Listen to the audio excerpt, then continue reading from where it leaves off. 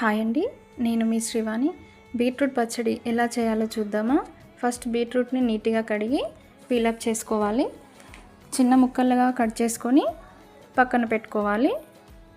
Stove పైన కడాయి పెట్టుకొని oil వేసుకొని వేడైన తర్వాత ధనియాలు, జీలకర్ర, ఎండుమిర్చి, చింతపండు వేసుకొని వీటిని కలుపుకోవాలి. తర్వాత కరివేపాకు, వెల్లుల్లి రెబ్బలు కూడా వేసుకొని ఫ్రై చేసుకొని పక్కన పెట్టుకోవాలి. అదే ప్యాన్లో కొద్దిగా ఆయిల్ వేసుకొని బీట్రూట్ ముక్కలు కూడా వేసుకొని మంచిగా ఫ్రై చేసుకోవాలి.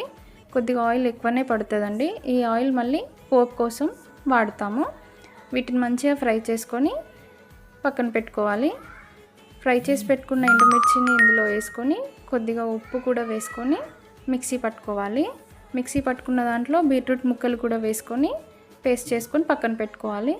పోపు కోసం అదే ఆయిల్లో ఆవాలు, జీలకర్ర, ఎండుమిర్చి, కరివేపాకు వేసుకొని దంచి పెట్టుకున్న వెల్లుల్లి, కొద్దిగా పసుపు వేసుకొని మంచిగా కలుపుకొని పేస్ట్ చేసి పెట్టుకున్న బీట్రూట్ను కూడా ఇందులో వేసుకొని మంచిగా కలుపుకోవాలి.